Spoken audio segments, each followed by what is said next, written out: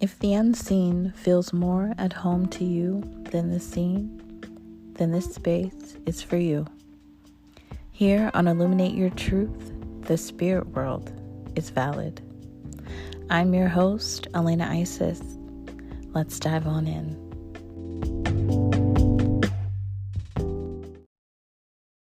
Hello and welcome. I'm your host, Elena Isis. Thank you for joining me today. Really excited about today's conversation. Now, I talk about this topic quite a bit on my channels. Psychopomp work, crossing over the dead is something that I am very passionate about. And so today I wanted to discuss some of the spiritual work that I've been doing over in Gaza, Israel.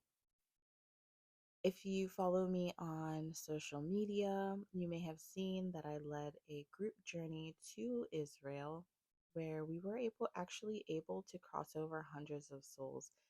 It was a very powerful and beautiful experience. It was really wonderful to hear the students' stories after. Like, holy crap, very cool.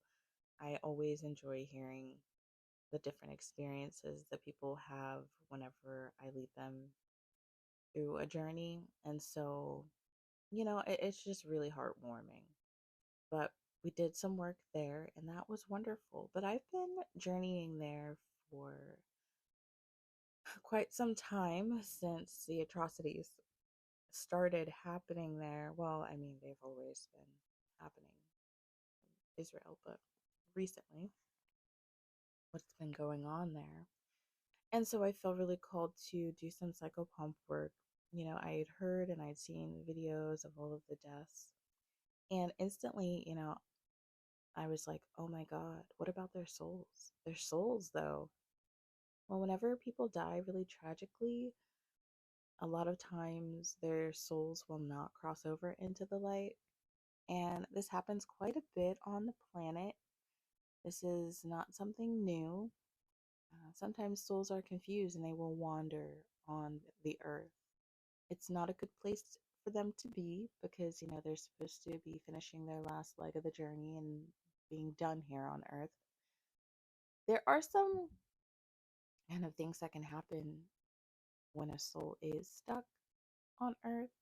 And, if it's a person that's close to you, if they really liked you, sometimes they will actually attach to you. And a lot of times, I see this in my energy healing work. Sometimes clients will come to me and they actually have a spirit on them. And it's really crazy how they show up because sometimes they'll be lingering in your energy body and you'll just kind of see them walking around. And then other times, these souls want to be you so bad, they're literally like attached to you, but they're like on top of you. Like they can't quite get in you, so they're just like standing on top of you. Like it's the wildest thing. But if they resonate with you and like you do things that they used to do while they were on earth, they will attach to you. And you may not think that that's horrible, but you know, a lot of times these people have trauma still and they need to continue to try to work it out. So they will try to work out their trauma through you, through your body. And that's how it can affect you in a negative way. So we really want to make sure that any kind of spirit that dies doesn't know that they're dead, is confused. We just want to make sure that we see them and assist them in crossing over into the light. Now, you're definitely not alone in this work. I have so many spirit guides that assist me with this.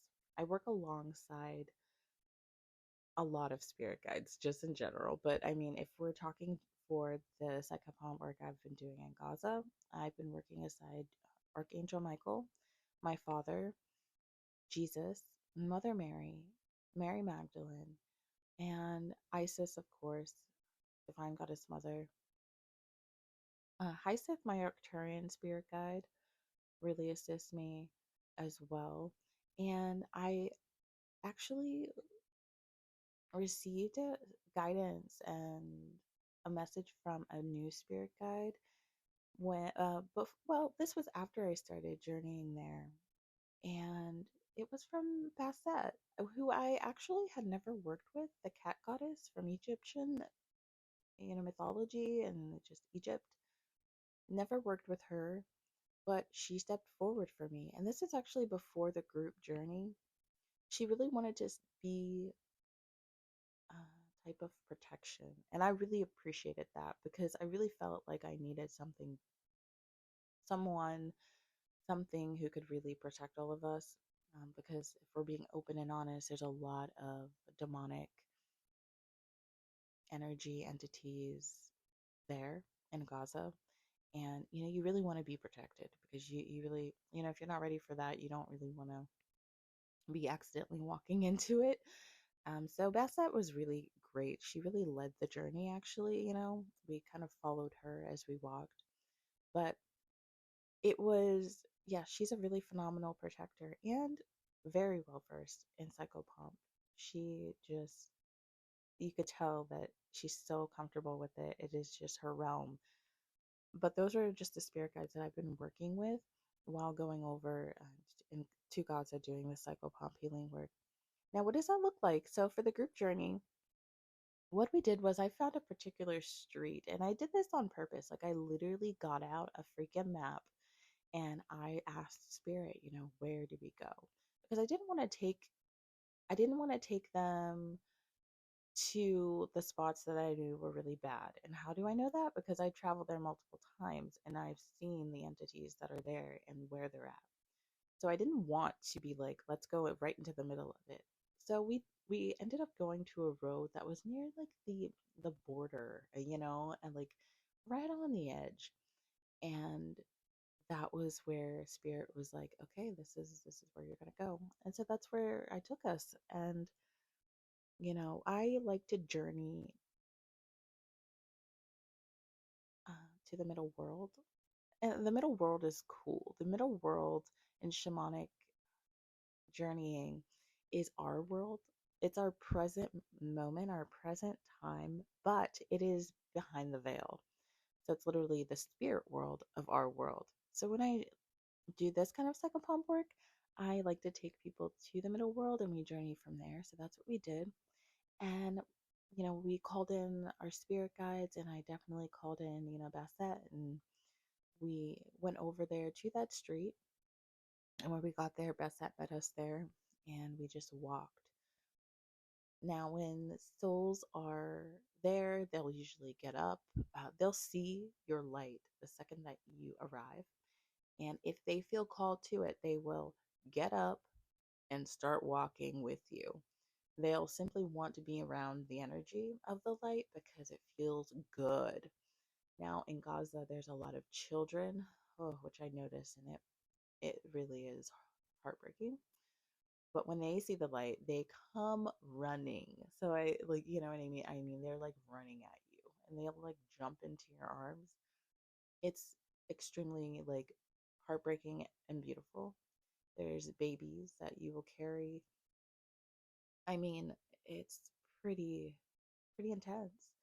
And so, you're just walking with everyone, and you look behind you and there's hundreds of souls just like following you. They'll see your light.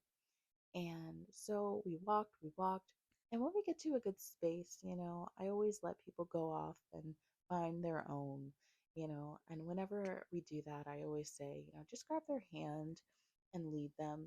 That's really all they need. They don't need much. You don't actually really need to say anything to them. Just let them know that, it's time, and I'll talk a little bit more about if they need more guidance, because sometimes souls do need a little bit more guidance, but you're just like, the bridge. You're just like, come with me, okay? I there's good stuff where we're going, so just let them follow you in that sense first. And so grab their hand and walk, and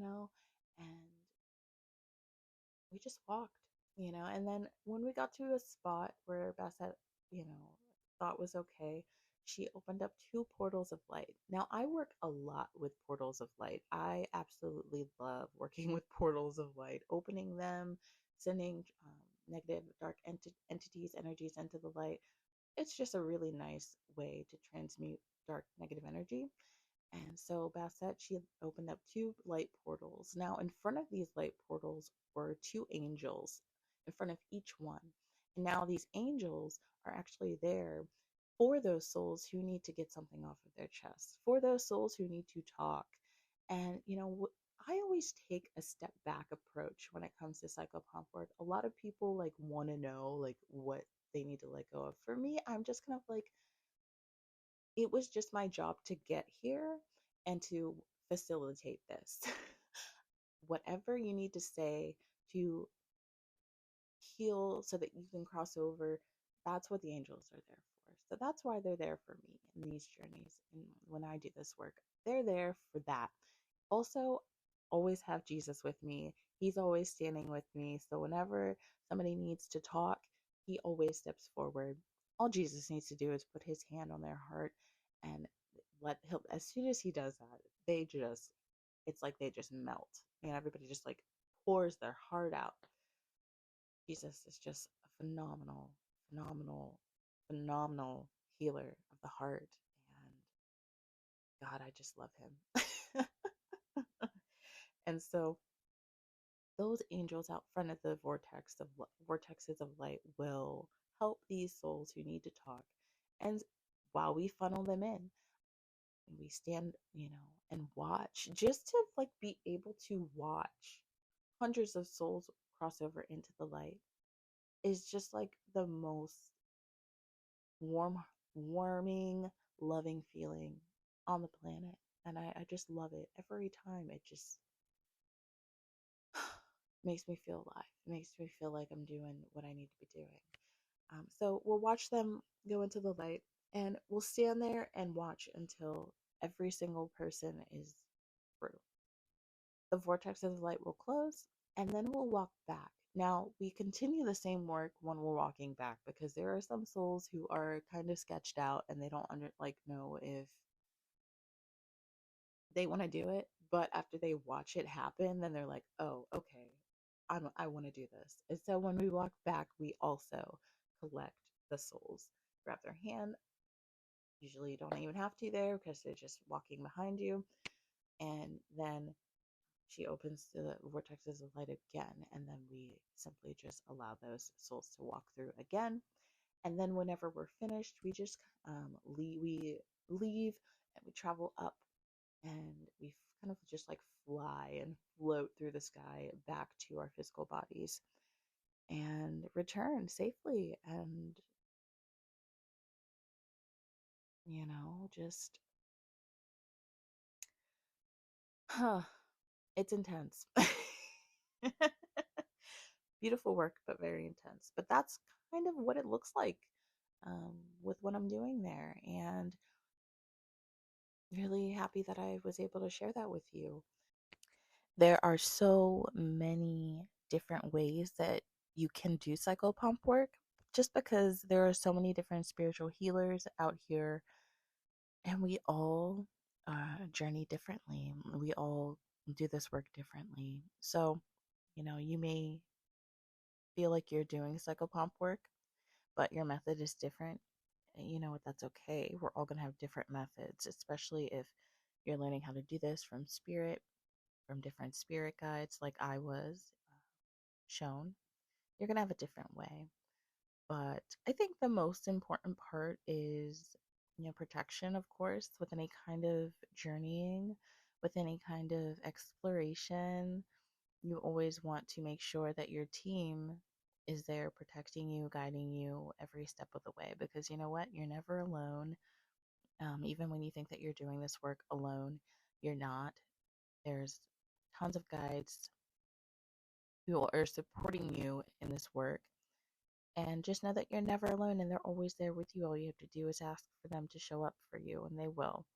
I always think that that's the most comforting thing about doing spiritual work is that you're always guided every step of the way.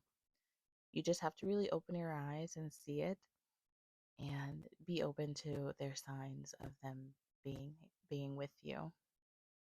Wow, what a beautiful episode. I'm so grateful for everybody who stuck to the end. Thank you so much.